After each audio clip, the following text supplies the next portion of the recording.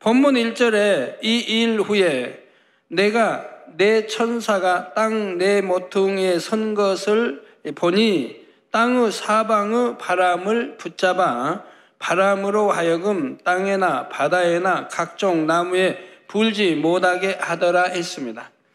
이 일 후에라는 것은 6장까지 설명한 모든 일들이 있은 후의 상황을 말합니다.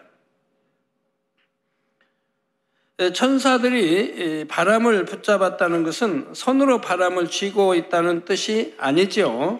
천사들이 바람을 주관하는 권세를 받아서 바람이 불지 못하게 막고 있다는 뜻입니다. 바람뿐만 아니라 지구의 기후와 하늘의 해, 달, 별들이 운행하는 모든 이치도 천사들이 하나님의 뜻대로 해나가는 것이죠. 천사들이 땅 내 모퉁이에 서서 사방의 바람을 붙잡았다는 것은 지구의 동서남북 전역에 곧 온 세상에 바람이 불지 못하게 했다는 말입니다. 세상 어디를 가도 바람 한 점 없는 상황을 여러분은 과연 상상할 수 있으신지요? 당장 공기가 얼마나 탁하고 답답하겠습니까? 그런데 사람의 지식과 생각을 동원하면 온 세상의 바람을 멈추게 한다는 것이 어떻게 가능한가 잘 이해되지 않을 것입니다. 그러나 영의 공간을 열어 조절하게 되면 이처럼 바람을 멈추게 하는 것도 얼마든지 가능하다는 사실입니다. 우리 성도님들은 지금까지 영의 공간을 이용해서 펼쳐지는 하나님의 역사들을 수없이 체험해 왔기 때문에 이런 일들에 대해 더 쉽게 이해할 수 있을 것입니다. 예를 들어 두꺼운 먹구름이 온 하늘을 덮고 있어도 하나님께서 영의 공간으로 통하는 문을 열어 그 구름들을 영의 공간 안으로 빨아들이시면 순식간에 맑은 하늘이 드러납니다. 반대로 구름이나 비가 필요하다면 이때도 영의 공간을 열어 다른 지역에 있는 구름을 순간에 필요한 지역으로 옮겨오면 되지요. 구름뿐만이 아닙니다.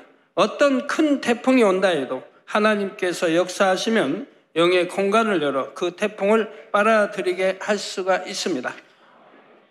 그래서 영의 공간 안에서 그 태풍을 소멸시켜 버릴 수도 있고 혹은 태풍의 세력을 약화시킨 후에 다시 육의 공간으로 내보낼 수도 있지요. 물론 그때마다 가장 적합한 공의의 법칙에 따라 어떤 방법으로 이루게 될 것인지가 정해집니다. 즉 태풍을 항상 소멸시켜 버리기만 하는 것이 아니라 때에 따라서는 세력을 약화시키기만 할 수도 있고 때로는 잠시 붙잡아 두었다가 진로만 바꿀 수도 있는 것이지요. 또 이런 것처럼 바람도 하나님께서 원하시면 얼마든지 멎게 할 수가 있습니다. 그렇다고 이런 모든 현상들을 하나님께서 직접 관여하여 이루시는 것이 아닙니다. 오늘 본문에 나오는 것처럼 천사들이 하나님으로부터 명령을 받아서 주관해 나가게 되지요. 그러면 이렇게 바람이 완전히 멎어 버렸을 때 이 땅에서는 어떤 현상들이 일어날까요? 태풍과 같이 너무 심한 바람이 불어도 큰 일이지만 반대로 바람이 전혀 없으면 이는 지구 전반적으로 매우 심각한 문제들을 일으키게 됩니다. 무엇보다 먼저 지구 전체적으로 공기와 바닷물의 순환이 일어나지 않게 되지요. 열대 지방에서 데워진 공기가 추운 지역으로 이동하고 반대로 추운 지역의 찬 공기가 더운 지역으로 이동하므로 지구 전체의 온도가 조절되며 유지됩니다. 바다의 따뜻한 난류와 차가운 한류가 계속 순환하는 것도 지구의 온도를 조절해 주는 역할을 하지요. 그런데 바람이 없으면 공기도 바닷물도 이동하지 못하고 그대로 머물러 있게 됩니다. 결과적으로 더운 곳은 점점 더 더워지고 추운 곳은 점점 더 추워지는 것입니다. 사막 지역은 점점 더 확대되고 극지방의 얼음도 점점 더 확장되어 결과적으로는 사람이 살 수 있는 지역이 계속해서 줄어드는 것입니다. 또한 바람이 없으면 바다에서 생긴 구름이 육지로 이동할 수가 없으니 내륙 지방에는 비가 거의 오지 않고 해안 지방에는 수시로 비가 오게 됩니다. 공장지대나 자동차 매연이 심한 도시에는 신선한 공기가 새롭게 공급될 수 없으니 점점 오염은 심해져만 갈 것이고 결국 숨을 쉬기도 어렵게 되고 말 것입니다. 이처럼 바람이 불지 않을 때 발생할 수 있는 몇 가지 상황만 생각해 본다 해도 바람이 없다는 것이 얼마나 심각한 현상인지를 알 수가 있죠. 6장까지 말씀에서 살펴본 대로 이때는 온 세상이 전쟁과 자연재해로 인해 가뜩이나 환경에 오염되어 있는 상황입니다. 이런 상황에서 바람까지 멈춰버리니 그만큼 환경 오염은 더욱 악화되고 사람이 살기 어려운 상태가 되고 맙니다. 그런데 본문의 천사들이 바람을 멈추게 했다는 것은 단순히 육적인 바람만을 의미하는 것이 아닙니다. 본문의 바람의 두 번째 의미는 영적인 뜻으로서 환난과 전쟁을 뜻합니다. 곧 바람을 멈추게 했다는 것은 7년 환난에 접어들면서부터 지구 곳곳에서 일어난 많은 전쟁과 환난들이 아주 잠시 동안은 수그러드는 것처럼 보이게 된다는 의미이지요. 이어지는 2절 말씀부터 나오는 대로 하나님의 종들이 인침을 받는 잠시의 기간 동안은 지구의 종말을 재촉하는 재앙들이 잠시 수그러들며 찾아드는 것입니다. 이 3절에 또 봄에 다른 천사가 살아계신 하나님의 인을 가지고 해 돋는 데로부터 올라와서 땅과 바다를 해롭게 할 권세를 얻은 네 천사를 향하여 큰 소리로 외쳐 가로되 우리가 우리 하나님의 종들의 이마에 인치기까지 땅이나 바다나 나무나 해하지 말라 하더라 했습니다. 사람 사이에서 어떤 계약을 하게 되면 그것을 확증하는 인을 치게 되지요. 그래서 인에는 약속의 의미가 있습니다. 본문에는 하나님의 인이라 나오는데 요한은 굳이 살아계신 하나님의 인이라 해서 살아계시다는 표현을 넣고 있습니다. 이는 하나님께서 분명히 살아 역사하심으로 하나님께서 약속하고 인치신 것은 반드시 현실로 이루어진다는 사실을 강조하는 것입니다. 다음으로 하나님의 인을 가진 천사가 해돋는 데로부터 올라왔다 했습니다. 어떤 사람들은 이 해돋는 데를 설명할 때 그것이 동방에 있는 어느 특정 나라나 지역을 지칭한다고 하는데 영적으로는 그런 의미가 아닙니다. 해돋는 데란 이 지구상 어느 특정한 지역이 아니라 바로 영적으로 하나님의 보좌가 있는 것을 의미합니다. 천사가 하나님의 인을 받으려면 하나님께서 계신 곳, 다시 말해 하나님의 보좌로부터 받아와야 하는 것이지요. 그러면 왜 본문에서는 하나님의 보좌로부터 받아왔다고 하면 될 것을 이처럼 해돋는 데로부터 받아왔다고 표현한 것일까요? 이 안에는 한마디로 설명할 수 없는 여러 가지 복합적인 의미가 담겨 있습니다. 먼저 영적으로 해는 낮 밝음을 의미하며 세상이 돌아가는 기점이 됩니다. 즉 해가 뜨는 것을 기준으로 하여 하루 24시간, 사계절과 절기, 연수 등이 정해진다는 말이지요. 이처럼 해가 세상의 모든 것이 돌아가는 기점이 되는 것처럼 하나님께서는 세상 모든 것의 기준이 되시며 인류의 생사화복을 주관하는 분이십니다. 이와 같이 하나님께서 모든 만물의 기준이 되심을 설명하기 위해 하나님의 보좌가 있는 데를 본문에서는 해돋는 데라고 표현한 것입니다. 다음으로 하나님의 보좌를 해돋는 데라고 표현한 것은 하나님께서 무소부재하심을 의미합니다. 하나님께서는 영의 세계에 계시지만 이 육의 세계 어느 곳에도 계셔서 천지 만물을 주관하신다는 뜻이지요. 성도 여러분, 여러분이 세상 어디를 가도 해돋는 데를 볼 수가 있습니다. 한국에서도 중국에서도 미국에서도 그 어느 곳에서도 동쪽을 보면 바로 그쪽에서 해가 돋지요. 아프리카의 오지나 남미의 어느 깊은 산 속에서라도 해가 돋는 데를 찾을 수가 있습니다. 이런 것처럼 하나님께서도 세상 어디에나 계셔서 천하 만물과 인생들을 주관하신다는 사실입니다. 이렇게 해돋는 데라는 한 구절 안에도 여러 가지 영적인 의미가 담겨 있지요. 그리고 이처럼 해돋는 데로부터 천사가 올라왔는데 이 천사가 등장한 이유는 바로 하나님의 구원의 섭리를 선포하기 위해서였습니다.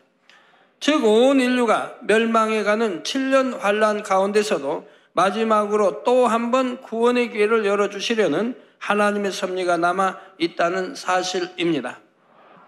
이 천사가 바람을 붙잡고 있는 네 천사를 향해 큰 소리로 외쳤다는 것은 그에게 그만큼 큰 권세가 있음을 나타내는 것이지요. 무수한 천사들 안에서도 뚜렷한 서열이 있고 각각의 사명에 따라 위엄과 권세가 다릅니다. 그런데 하나님의 인을 직접 가지고 온 천사라면 마치 이 땅에서는 왕의 친서를 전달하는 사자와 같은 위치로서 그만큼 큰 권세가 따르게 되는 것입니다. 이어지는 3절 5절에 보면 가로되 우리가 우리 하나님의 종들의 이마에 인치기까지 땅이나 바다나 나무나 해하지 말라 하더라. 내가 입맞은 자의 수를 들으니 이스라엘 자손의 각 지파 중에서 입맞은 자들이 14만 4천이니 유다 지파 중에 입맞은 자가 1만 2천이요 하여 이스라엘 12지파 안에서 14만 4천 명이나 되는 입맞은 하나님의 종들이 나옵니다. 사랑하는 성도 여러분, 여기에 나오는 14만 4천의 하나님의 종들에 대해서는 요한계시록 내용 중에서도 설명하기가 참으로 어려운 내용입니다. 이때는 이미 구원받을 믿음이 있는 성도들은 다 들림받아 7년 혼인잔치에 들어갔는데 다시 하나님의 종들이 등장하고 있지요. 더구나 그 수가 적은 것도 아니고 이스라엘 12지파의 이름대로 각각 1만 2천 명씩 총 14만 4천이나 되는 큰 무리가 나오니 사람의 머리로는 이해할 수가 없는 것입니다. 그래서 여기에 대한 온갖 억측과 잘못된 설명들이 나오기도 하지요. 혹자는 7년 환난 때 구원받은 이스라엘 사람의 수가 14만 4천이라 하기도 하고 혹자는 7년 환난 때 순교해서 구원받은 수가 총 14만 4천 명이라 말하기도 하지요.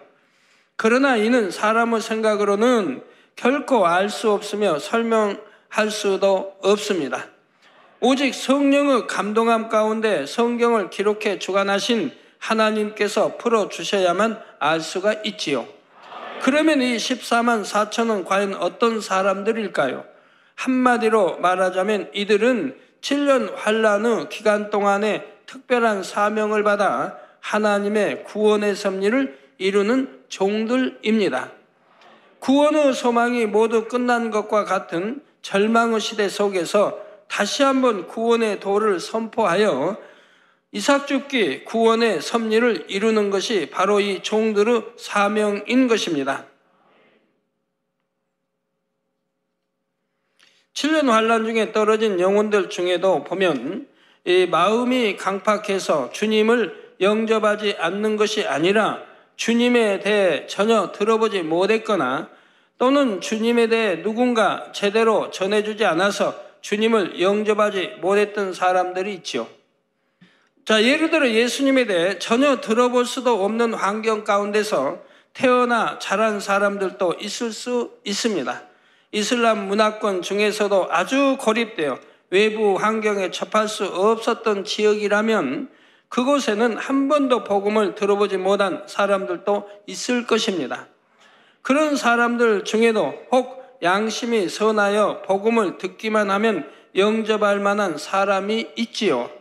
또한 예수님에 대해 들어보기는 했지만 왜 예수님이 구세주가 되시는지에 대해 누군가 명확하게 설명해 주지 못했기 때문에 주님을 영접하지 못한 사람들도 있을 수 있습니다. 하나님께서 정하신 인간 경작의 기한은 이미 끝이 났지만 긍휼이 많으신 하나님께서는 이런 영혼들에게도 다시 한번 구원의 기회를 주기 원하심으로 14만 4천의 전도자들을 세우시는 것입니다. 농부가 땅에 떨어진 이삭 한 줄기라도 마지막까지 소중하게 주워 담듯이 하나님께서는 최후의 한 영혼이라도 더 구원하시기 위해 이 땅을 살피고 또 살피시는 것이지요. 성경에는 이러한 사명을 맡은 전도자들이 이스라엘 각 지파에서 나오는 것으로 기록했는데 이는 꼭 육적으로 이스라엘 사람만을 의미하는 것은 아닙니다. 이 이스라엘 12지파의 영적인 의미에 대해서는 다음 시간에 설명하기로 하겠습니다. 오늘 본문에서 말씀하시는 이스라엘 12지파란 하나님의 택함받은 자들이라는 영적인 의미를 나타내는 표현입니다. 이들은 전 세계 각 민족 중에서 이전에는 하나님을 알지 못하던 사람들로서 물론 그 중에는 이스라엘 민족도 포함되어 있습니다. 이들은 이전에는 예수님에 대해 잘 알지 못했고 믿을 만한 기회가 없었다가 7년 환란에 떨어진 사람들이지요. 혹은 예수님에 대해 들을 기회가 있었을 때 선한 양심 속에 막연히 믿어지기는 했으나 마음이 심약함으로 그 순간 결단하여 주님을 선택하지 못한 경우도 있고요. 그러나 눈앞에서 휴거 사건을 맡게 되고 7년 환란의 상황들을 맡게 되자 이들은 선한 양심 속에서 하나님의 말씀이 참인 것을 깨닫게 됩니다. 지식적으로도 기독교에 대해 알았던 것이 있고 현실적으로 눈앞에 펼쳐지는 일들이 하나님의 말씀과 정확히 들어맞는 것을 볼 때 하나님을 믿고 주님을 영접하게 되는 것입니다. 이렇게 14만 4천 명의 인침받는 사람들이 주님과 복음에 대해 깨닫게 되면 이제 이들은 생명을 걸고 나아가 사람들에게 복음을 증거합니다. 자신이 구원받는 것만 문제가 아니라 어찌하든 한 영혼이라도 더 구원하고자 자기가 깨우친 하나님의 말씀을 증거하고 복음을 전파하다가 결국 죽음을 맞게 되지요. 그런데 이들은 복음 전파를 싫어하는 자들에 의해 순교당하는 경우도 있지만 극심한 자연재해와 전쟁 가운데서 죽음을 맞게 되는 경우가 더 많습니다. 그런데 이것도 하나님의 은혜이지요. 7년 환란의 상황은 너무나 열악하기에 그 가운데서 구원만 받을 수 있다면 사실 되도록 빨리 육의 몸을 벗는 것이 오히려 축복이라 할 수 있는 것입니다. 그리고 이들에게 인을 치신다는 말씀 안에는 하나님께서 그들에게 특별한 은혜와 능력을 주신다는 의미도 담겨 있습니다. 오늘날 성령 시대에는 하나님의 자녀들이 구원받은 표로서 마음에 성령으로 인을 쳐 주십니다. 그러나 7년 환란 때는 이미 성령이 거두어진 시대요. 따라서 마음에 인을 치는 것이 아닙니다. 더 이상 성령님의 도우시는 역사도 없이 오직 자기 의지로 순교해야 하는 것이지요. 그런데 본문에 나오는 14만 4천은 하나님의 섭리 가운데 세우신 것이므로 비록 성령이 거두어진 상황이라 해도 하나님께서 그들에게 특별한 도움을 주시는 것입니다. 7년 환란의 극심한 재앙 속에서도 그들이 하나님의 뜻을 이룰 때까지 모든 환경과 조건 속에서 승리할 수 있도록 하나님의 보장으로 인을 쳐 주시는 것입니다. 이렇게 하나님의 인치심을 받은 사람들이 곳곳으로 다니며 복음을 전할 때 뒤늦게나마 이를 듣고 주님을 영접하는 사람들도 많습니다. 본문 9절에 이 일 후에 내가 보니 각 나라와 족속과 백성과 방언에서 아무라도 능히 셀 수 없는 큰 무리가 흰옷을 입고 손에 종려 가지를 들고 보좌 앞과 어린 양 앞에 서서 했지요. 아무라도 능히 셀 수 없는 큰 무리라고 표현할 정도로 수많은 사람들이 14만 4천 명의 전도자의 전도를 받아 구원의 길로 들어서는 것입니다. 아직 마음에 일말의 선한 양심이 있어서 이제라도 복음을 듣고 예수님을 영접할 만한 사람들이 그래도 이 땅에 남아 있다는 사실입니다. 이렇게 뒤늦게 복음을 듣고 받아들인 경우에도 어떤 사람들은 순교의 과정을 거쳐야 하지만 그들 중에 많은 사람들은 대부분 자연재해와 전쟁으로 인해 죽게 됩니다. 그리고 이렇게 죽게 되는 것이 차라리 7년 환난의 상황 속에서는 오히려 더 축복이라 할 수 있는 것이고요. 뒤늦게나마 복음을 듣고 믿게 되었음에도 고통을 이기고 승리해야 하는 순교의 과정을 거치는 것이 아니라 감사하게도 7년 환난의 재앙으로 인해 죽게 됨으로써 상대적으로 평안하게 구원의 은총을 입게 된 것이지요. 그렇다 하여 여러분이 혹여라도 이 말씀을 듣고 설령 7년 환난에 떨어진다 해도 꼭 순교만 해야 구원받는 것이 아니라 이러한 방법도 있구나 하며 안이하게 생각해서는 절대로 안 됩니다. 지금 이렇게 7년 환난 중에 주님을 믿게 되고 그 재앙 가운데서 자연재해나 전쟁 등으로 인해 죽어서 그나마 구원에 이르는 사람들은 이전에 주님을 믿는다 하면서도 죽정이 같은 신앙생활을 하다가 이 땅에 떨어진 사람들과는 다릅니다.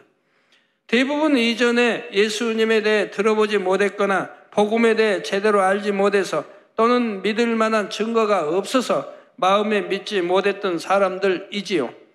반면에 주님을 믿는다 하였고 분명한 믿음의 증거를 보면서 신앙생활을 했음에도 여전히 죽정이와 같은 신앙생활을 함으로 결국 이 땅에 떨어지게 된 사람들은 그처럼 쉽게 구원에 이를 수 있는 것이 아닙니다. 이런 사람들은 대부분 순교라는 과정을 통해 이전에 행했던 자신의 죄값을 철저히 치러야만이 구원에 이를 수가 있지요. 성도 여러분, 그러면 이렇게 7년 환난 중에 구원받은 영혼들이 장차 천국에서 거하게 될 처소는 어디일까요? 먼저 기억할 것은 14만 4천 전도자들과 그들로부터 복음을 듣고 영접한 사람들은 그 처소가 서로 다르다는 사실입니다. 14만 4천 명의 경우는 그들이 고문이나 핍박으로 죽든지 아니면 복음을 전하다가 이런저런 재앙으로 죽든지 하나님께서는 그 죽음을 순교로 인정하십니다. 하나님은 너무나 사랑하여 생명까지 드린 믿음의 4단계로 인정해 주시는 것이지요. 그래서 장차 그들이 들어가게 될 처소는 3천층이 되는 것입니다. 반면에 14만 4천 전도자들의 말을 듣고 구원받은 무수한 사람들은 단지 구원받은 차원에 해당됩니다. 그래서 믿음의 1단계에 해당하는 천국의 처소인 낙원에 들어가게 됩니다. 이 말씀을 듣는 여러분 중에는 혹여 혼동이 된다 하실 분도 있을 수 있습니다. 예전에 설명하실 때는 7년 환난에 떨어진 사람들은 아무리 고통스럽게 순교를 해도 부끄러운 구원이요 낙원에서도 구별된 가장자리에 들어간다 했는데 왜 이번에는 순교했기 때문에 3천층에 들어갈 수 있다고 하시는가? 이렇게 생각할 수도 있지요. 또 7년 환난 때는 고문이 너무나 잔혹하기에 순교하여 구원받는 수가 지극히 적다 했는데 오늘은 왜 그 수가 지극히 많다 하시는가? 이렇게 생각할 수도 있는 것입니다. 그러나 혼동될 것이 없습니다. 앞에서도 잠깐 설명을 했는데 7년 환난 중에 참혹하게 순교해야 겨우 구원을 받고 낙원에 들어가는 사람들은 쭉정이 신자들을 말합니다. 7년 환난 전에 이미 복음을 들었고 나름대로 믿는다고 교회를 다니기도 했지만 참 믿음이 없어 세상과 타협하며 살다가 이 땅에 떨어진 사람들이지요. 그러나 이들 14만 4천의 입맞은 사람들은 그 중심과 상황이 전혀 다릅니다. 이전에는 하나님을 몰랐을 선하게 살았고 하나님의 참신이심을 알게 된 후에는 생명을 드릴 수 있는 중심을 가진 사람들이지요. 모든 것을 아시는 하나님께서 두 증인과 함께 마지막 때 들어 쓰시기 위해 예비하신 하나님의 사자들인 것입니다. 그러니 그들이 생명 다해 복음을 전하는 사명을 마치게 될 때 하나님께서는 성령 시대에 순교한 사람들과 마찬가지로 그들에게 3천층에 들어갈 자격을 주신다는 사실입니다. 그런데 바로 이들이 삼천층에 들어갈 수 있는 근거가 되는 말씀이 계시록 14장에 나옵니다.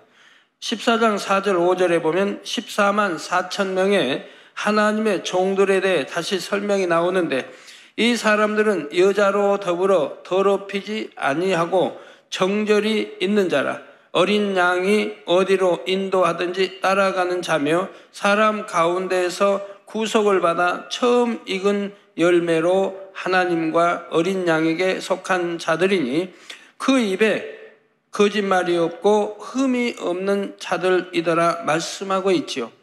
앞에서 6장을 설명할 때 죽정이 신자들은 그들이 간신히 순교하여 구원을 받았다 해도 자신들은 원수를 갚아달라고 하나님께 탄원하는 장면이 나옵니다. 그만큼 마음에 선이 부족하고 마음의 할례를 하지 못했다는 말이지요.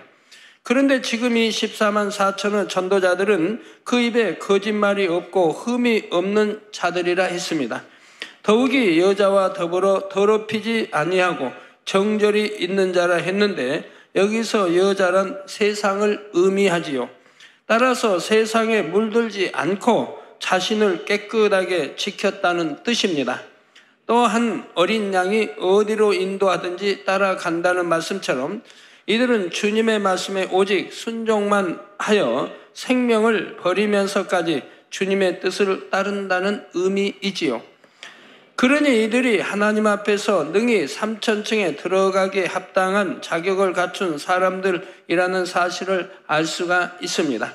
다음으로 9절에 나오는 수많은 무리들, 곧 14만 4천의 전도자들에 의해 복음을 듣고 받아들인 이 사람들도 죽정이 신자들과는 상황이 다르다 했습니다. 이들은 예전에 복음을 듣고도 세상과 타협하여 죄 가운데 살았던 죽정이 신자들과는 달리 믿음을 가질 기회가 없었던 사람들이지요. 곧 예전에 복음을 들었다면 신앙생활을 잘 하다가 들림 받았을 만한 그래도 선한 양심을 가진 사람들인 것입니다. 물론 14만 4천 명의 전도자들만큼 합당한 중심을 가진 것은 아니지만 그래도 믿음을 가질 만한 선한 양심은 있었기에 하나님께서는 이들도 긍휼히 여기고 구원에 이룰 수 있는 기회를 주시는 것이지요. 이런 사람들에게는 하나님의 은혜로 일찍 순교할 수 있는 길이 열리기도 하며 심한 고문이나 핍박의 환난을 피할 길을 열어주십니다. 그러므로 비록 믿음이 연약하다 해도 이들에게는 구원에 이룰 수 있는 길이 열리는 것이지요. 그리고 이들에게는 낙원이 처서로 주어집니다. 그러나 죽정이 신자들은 상황이 다릅니다. 전에도 설명했던 것처럼 그들에게는 7년 환란이 임하기 전에 이미 많은 구원의 기회가 있었는데도 그 기회를 잡지 않고 하나님의 은혜를 저버린 것이기 때문입니다. 그러니 이미 휴거가 끝난 상황에서 이들이 다시금 그들의 믿음을 인정받으려면 참혹한 고난을 참고 견딤으로 순교에 이르러야 공의 가운데 구원받을 수 있는 것입니다.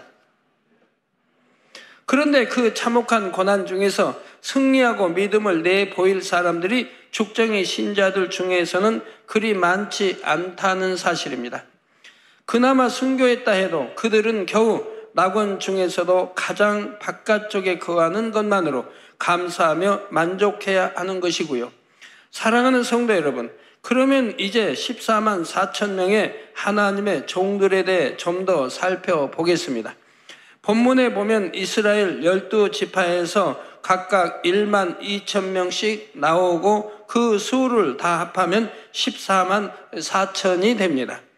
여기서 이스라엘 12지파란 육적인 의미에서 이스라엘 민족만을 가리키는 것은 아니라 했습니다. 유대가 12지파에서 대부분 또 소멸되고 이방인과 접촉하고 해서 순수 유대의 지파 외에는 별로 참 없는 거 여러분들도 아십니다. 이스라엘 민족은 창조주 하나님께서 인간 경작의 섭리를 이루시기 위한 도구로서 특별히 선택하신 민족입니다. 그런데 14만 4천 종들도 7년 환란 때 구원의 섭리를 이루기 위해 하나님의 택함받은 무리 들이기에 이들을 영적으로 이스라엘 12지파라고 표현한 것이지요. 여기서 12,000명 12지파 이렇게 12라는 숫자가 계속 등장하는 데에도 영적인 의미가 있습니다. 성경에 나오는 숫자들에는 영적인 의미가 담겨 있는 경우가 많습니다. 예를 들어 3은 합한수로서 온전함을 이룬다는 의미가 있지요. 하나님도 세 분이시면서 동시에 한 분인 삼위일체 하나님으로 존재하고 계십니다.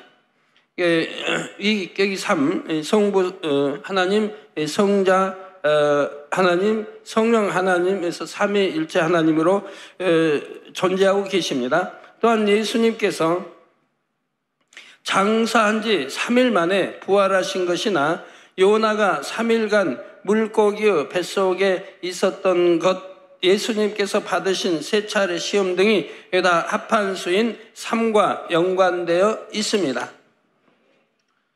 다음으로 4는 고난의 수입니다.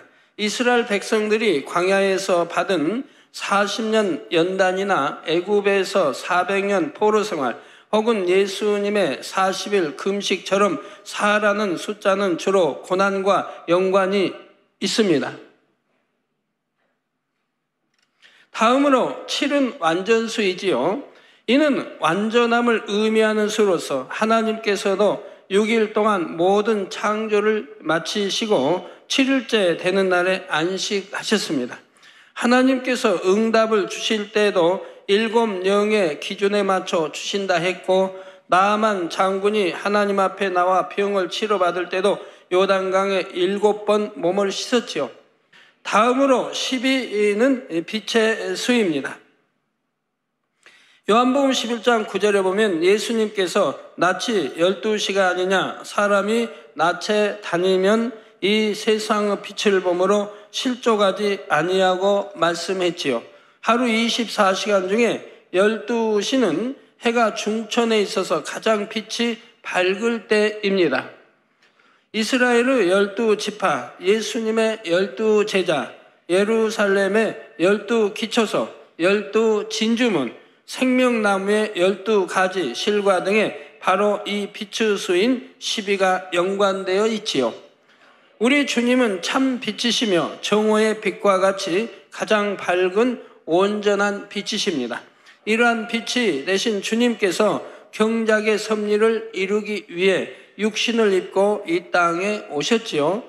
하나님께서는 바로 빛 대신 예수님을 이 땅에 보내실 때 하나님의 민족인 이스라엘 중에 보내셨습니다. 빛의 수인 12지파로 이루어진 이스라엘 민족을 통해 예수님이 태어나게 하셨지요.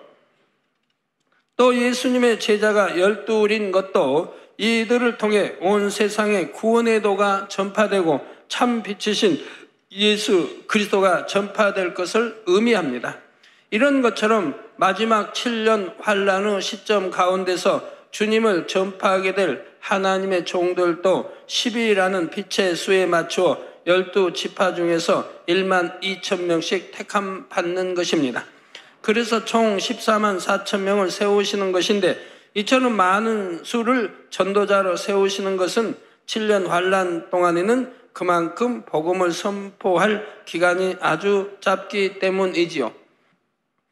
짧은 시간에 될 수 있으면 더 많은 사람들에게 복음을 전하여 구원에 이르게 해야 하기에 14만 4천 명이나 되는 전도자가 일시에 세움을 입고 세상으로 나가 복음을 전하게 되는 것이지요. 그런데 본문에 보면 이들에 대해 그냥 12지파에서 각각 몇 명씩 총 몇 명이라고 간단하게만 설명하면 될 것 같은데 그렇게 하지를 않습니다. 유다 지파 중에 입맞은 자가 1만 2천이요, 르벤 지파 중에 1만 2천이요, 갓 지파 중에 1만 2천이요. 이렇게 12지파의 이름을 하나하나 거론하고 있지요. 더구나 이 이름들은 원래 야곱에게서 태어난 12아들들과는 그 이름과 순서에서도 약간의 차이가 있습니다. 예를 들면 르벤이 장자인데에도 본문에는 유다가 제일 먼저 나옵니다. 그리고 다섯째 아들 다느 지파가 빠지고 대신 므낫세 지파가 들어가 있지요. 여기서 단 지파가 빠진 이유에 대해서는 열왕기상 12장 27절에서 29절을 보면 알 수가 있습니다. 만일 이 백성이 예루살렘에 있는 여호와의 전에 제사를 드리고자 하여 올라가면 이 백성의 마음이 유다 왕 된 그 주 르호보암에게로 돌아가서 나를 죽이고 유다 왕 르호보암에게로 돌아가리로다 하고, 이에 계획하고 두 금송아지를 만들고 무리에게 말하기를 너희가 다시는 예루살렘에 올라갈 것이 없도다. 이스라엘아, 이는 너희를 애굽 땅에서 인도하여 올린 너희 신이라 하고 하나는 베델에 두고 하나는 단에 둔지라 말씀하신 내용이 나오죠. 자, 솔로몬의 아들 르호보암 때 이르러 이스라엘은 나라가 둘로 분열되어 북이스라엘과 남유다로 나누어졌습니다. 이때 북이스라엘의 왕이 된 여로보암은 백성들의 마음이 남유다에 있는 예루살렘 성전으로 향하는 것을 막으려는 계획하에 금송아지 2개를 만들어 이것들을 신으로 섬기게 하지요. 하나는 베델에 두고 다른 하나는 단에 두어 하나님을 대신하여 섬기도록 했던 것입니다. 이때 금송아지를 둔 장소인 단이라는 곳이 바로 단 지파가 모여 살던 곳의 지명이지요. 출애굽한 이스라엘 자손들이 가나안을 정복할 당시 단 지파는 나이스라는 성읍을 정복한 후에 그곳의 이름을 자신들의 조상인 단의 이름을 따서 새롭게 단이라 이름 붙였던 것입니다. 그래서 단은 우상 숭배의 근거지가 되었고 그곳에 주류를 이루며 살던 단 지파의 사람들도 쉽게 우상 숭배에 물들고 말았지요. 이렇게 우상 숭배의 근거지가 된 단과 그곳에 살던 단 지파로 인해 많은 사람들이 우상 숭배를 하게 되고 결국 사망의 길로 가게 되었습니다. 단 지파에게는 이러한 큰 과오가 있었기에 계시록에 기록된 12지파, 즉 구원의 섭리를 이루는 12지파 안에서는 단 지파의 이름이 빠질 수밖에 없었던 것입니다. 이렇게 단 지파가 빠진 대신 므낫세의 이름이 들어가는데 므낫세는 야곱의 11번째 아들 요셉의 아들이지요. 그런데 창세기 보면 이에 대해서도 이미 예언이 되어 있습니다. 창세기 48장 5절에 이스라엘 즉 야곱이 아들 요셉에게 말하는 내용이 나옵니다. 내가 애굽으로 와서 내게 이르기 전에 애굽에서 내게 낳은 두 아들 에브라임과 므낫세는 내 것이라 르벤과 시므온처럼 내 것이 될 것이요 했지요. 요셉의 두 아들 에브라임과 므낫세는 비록 이스라엘 즉 야곱의 아들이 아니라 손자이지만 그들을 이스라엘의 12아들과 같은 이치에 인치고 있는 것입니다. 이처럼 이스라엘의 12지파 안에서 단이 빠지고 므낫세가 대신 들어가는 것도 이미 오래전에 모든 것을 아시고 예언케 하신 하나님의 정확한 섭리 안에 있는 것임을 알 수가 있지요. 그런데 예수님의 12제자 안에서도 이와 비슷한 일이 있었습니다. 바로 예수님의 12제자를 통해 참빛 대신 구세주 예수님이 전파되어야 하는데 그 12 중에는 가룟 유다도 들어 있었지요. 그래서 결국 배신한 가룟 유다를 대신하여 제비 뽑기를 통해 마띠아라는 제자가 이 12사도의 반열에 들어가게 됩니다. 이처럼 12 중에 합하지 않은 자가 빠지고 합한 자가 대신 들어가게 된 것도 경작의 역사 속에 의미가 있는 사건입니다. 이는 곧 선민 이스라엘의 후손이 아닌 이방인들 중에서도 구원의 은총 안에 들어오게 될 사람들이 있음을 예표하는 사건인 것입니다. 로마서 11장 17절에 또 한 가지 얼마가 꺾여졌는데 돌 감람나무인 내가 그들 중에 접붙임이 되어 참 감람나무 뿌리의 진액을 함께 받는 자 되었다 말씀하고 있습니다. 여기서 참 감람나무는 하나님의 선민 이스라엘이요, 돌 감람나무는 이방인들을 의미합니다. 그리고 가지 얼마가 꺾여졌다는 것은 원래 참 감람나무인 이스라엘이 자기 왕이신 예수님을 부인하고 못 박았기에 결국 구원에서 멀어지게 되었음을 뜻하지요. 대신 돌 감람나무가 접붙임을 받아 참 감람나무의 뿌리 진액을 함께 받았다는 것은 이방인들 중에서 예수 그리스도로 말미암아 구원에 이르는 사람들이 있게 될 것을 뜻합니다. 12지파 중에 단지파가 빠지고 대신 므낫세 지파가 들어갔으며 12제자 중에서 유다가 빠지고 대신 ματ디아가 들어간 것처럼 주를 부인함으로 이스라엘 중에 구원에서 빠지는 사람들이 있게 되며 그들을 대신하여 주를 영접한 이방인이 오히려 구원에 동참하게 되는 것입니다. 여기까지 이해가 잘 되셨는지요? 신앙생활 참 얼마 안 하신 분들은 이 말씀이 뭔지 잘 이해가 안 되실 거예요.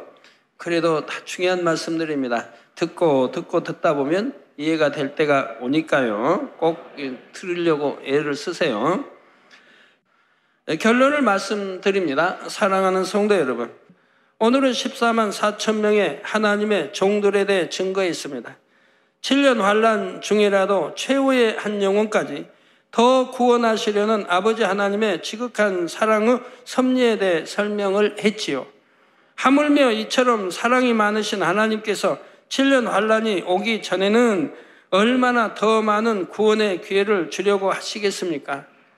또한 더 좋은 천국을 침노에 들어갈 수 있도록 늘 진리 가운데로 인도해 가시는 것입니다. 그러므로 여러분은 고린도후서 6장 2절에 가라사대 내가 은혜 베풀 때 너를 듣고 구원의 날에 너를 도왔다 하셨으니 보라 지금은 은혜 받을 만한 때요 보라 지금은 구원의 날이로다 하신 말씀을 꼭 명심하시기 바랍니다. 그리고 크신 하나님의 사랑과 긍휼을 항상 기억하며 하나님을 더욱 사랑하고 사랑받는 여러분이 다 되시기를 바랍니다. 그래서 오늘 또 부지런히 신부단장하심으로 신랑 되신 주님께서 우리를 데리러 공중에 오실 때 꼭 기쁨으로 함께할 수 있는 여러분 모두가 되시기를 주님의 이름으로 축원합니다. 들으신 말씀을 생각하면서 기도하시겠습니다. 아버지 하나님 감사합니다. 오늘은 말씀 속 단어와 문장 그리고 숫자 등에 담긴 깊은 영적인 의미와 또한 마지막 때의 구원의 섭리에 대해 들었습니다. 사람의 지식과 생각으로는 도무지 이해되지 않는 것들이라도 전능하시고 무소부재하신 하나님께서 원하시면 능히 할 수 있다 하셨습니다. 그런데 굳이 이러한 역사를 이루시는 근본 까닭은 오로지 인생들을 향하신 한없는 사랑과 긍휼로 인한 까닭이 아니겠는지요.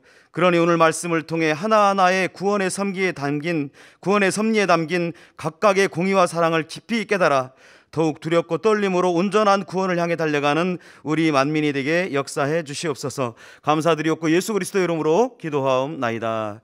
아멘. 당의자매 환자를 위한 기도를 받겠습니다. 아픈 곳이나 연약한 곳에 손을 얹고 기도받으시고 아프지 않은 분들은 가슴에 손을 얹고 마음의 소원을 위해 믿음으로 기도받으시기 바랍니다. 할렐루야. 전능하신 사랑의 아버지 하나님, 이 시간 기도받는 모든 성도님들 위해 안수하여 주옵소서. GCN과 인터넷과 화상을 통해 기도받는 지교회와 지성전 그리고 전세계 하나님의 자녀들 위에도 시공간을 초월하여 역사하여 주시기를 원합니다. 믿어지는 믿음을 주시고 부정적인 생각과 의심의 세력을 물리쳐 주옵시며 모든 시험 환난도 물리쳐 주옵소서. 머리부터 발끝까지 오장육부 뼈 마디마디 온몸의 신경 조직 세포 등 아픈 곳마다 성령의 불로 태우시고 근본의 빛으로 역사하여 주옵소서. 예수 그리스도의 이름으로 명하노니 원수마귀 사단 모든 질병 균 연약함아 물러가라. 빛이 여임하라. 모든 불치 난치병도 성령의 불로 태워 깨끗하게 역사하여 주옵소서. 말라리아를 비롯한 모든 풍토병도 물리쳐 주옵소서. 감기, 기침, 열, 몸살, 독감 등 각종 유행성 질병도 다 물러가라. 어떠한 유행성 질병 균도 틈타지 않게 지켜 주옵소서. 위암, 폐암, 간암, 유방암, 자궁암, 대장암, 피부암 등 각종 암과 에이즈, 백혈병, 뇌졸중, 고혈압, 저혈압, 심장병, 폐병, 위장병, 당뇨, 부인병, 피부병, 갑상선 질환과 모든 염증도 깨끗게 하여 주옵소서. 소아마비, 중풍, 관절염, 디스크도 온전케 하여 주옵소서. 요통, 두통, 신경통을 비롯한 모든 통증은 사라질지어다. 간질, 자폐증, 우울증, 조울증, 노이로제 등 모든 정신질환도 물러가라. 모든 마비된 것도 풀어지고 일어나 걷고 뛸지어다. 눈도 잘 보이게 하옵시고 귀도 잘 들리게 하여 주옵소서. 소경은 눈을 뜨고 기머거리는 들으며 벙어리는 말할지어다. 각종 사고, 후유증도 깨끗게 하시고 부러진 뼈도 붙여 주옵소서. 화상 입은 것도 온전케 하옵소서. 화기야 물러가라. 열도 물러가라. 아버지 흉터도 나지 않게 역사해 주시기를 원합니다. 마약을 비롯하여 각종 약물과 독극물 중독도 깨끗함을 입을지어다. 죽은 신경과 세포가 살아나며 죽은 자도 살아나게 하여 주옵소서. 잉태의 축복도 주시기를 원합니다. 잉태 축복을 받으라. 예수 그리스도의 이름으로 명하노니 원수마귀 사단아, 하늘 공중 곳에 잡은 악의 영들아 물러가라. 그의 사자들도 물러갈지니라. 이 땅의 악한 영, 더러운 영, 거짓되고 간사한 영, 이간질하고 미혹하는 모든 어둠들은 물러가라. 모든 흉악의 결박을 풀고 어둠아 물러가라. 빛이여 임하라. 아버지 하나님, 부르짖어 기도할 수 있는 능력을 주시고 죄를 버리고 성결될 수 있는 능력을 주옵소서. 영혼이 잘됨같이 범사에 잘되게 하시고 가정의 복음화도 이루어 주시기를 원합니다. 한 주간도 모든 사고와 재앙으로부터 지켜주시고 불통이 없는 형통한 삶을 살 수 있도록 축복해 주옵소서. 성령의 불담으로 천군 천사와 주님의 불꽃 같은 눈동자로 모든 하나님의 자녀들과 가정, 일터, 사업터를 지켜주시기를 원합니다. 학생들에게 지와 명철을 더하시고 공부도 할 수 있는 뜨거운 마음과 열정도 더하여 주옵소서. 마음과 생각을 세상에 빼앗기지 않도록 지키시고 하나님을 뜨겁게 사랑하는 학생들로 축복하여 주옵소서. 하나님의 자녀들이 먹으나 마시나 입으나 무엇을 하든지 하나님 앞에 영광 돌리는 삶이 되게 축복하여 주시기를 원합니다. 나는 하나님을 만났노라, 체험했노라, 응답 받았노라, 축복 받았노라, 간증하는 입술이 되게 역사하여 주옵소서. 아버지 하나님 감사합니다. 홀로 영광 받으옵소서. 우리 주 예수 그리스도의 이름으로 기도하옵나이다.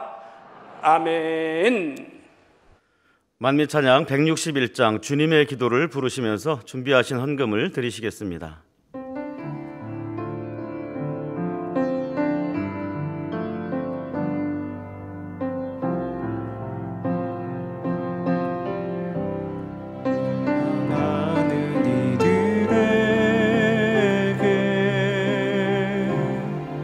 남기는 내 마음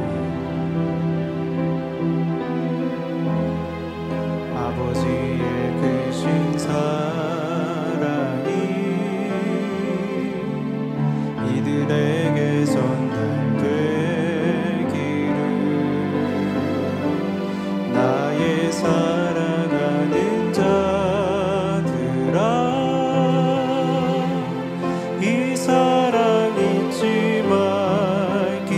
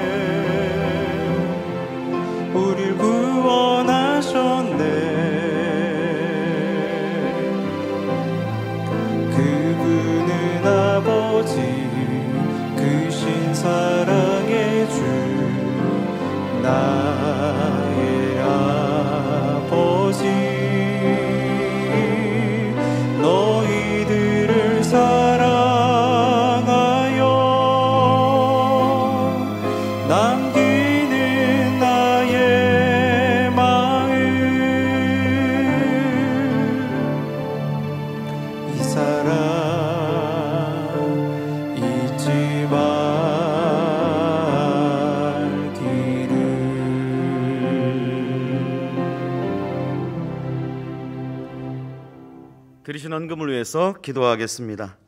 아버지 하나님, 10의 1조 드립니다. 감사 예물, 생일 감사 예물, 여러모로 감사 예물 드립니다. 구제, 선교, 찬조로, 성전 건축 헌금, GCN 방송 선교 헌금으로 드립니다.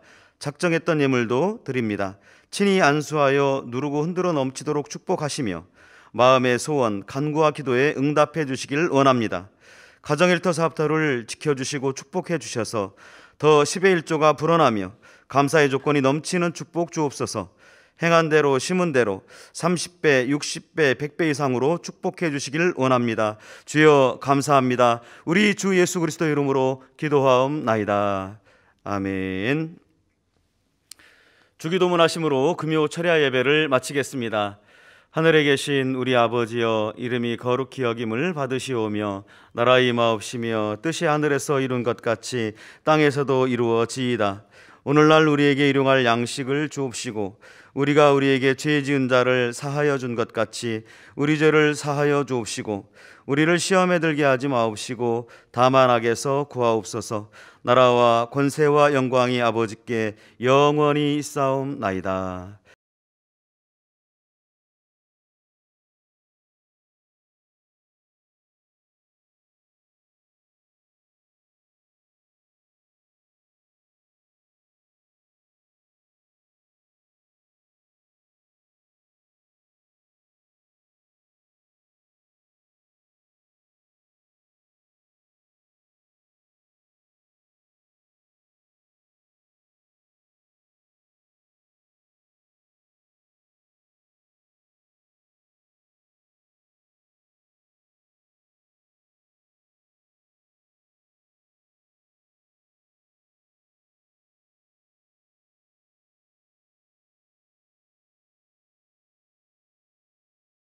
아멘.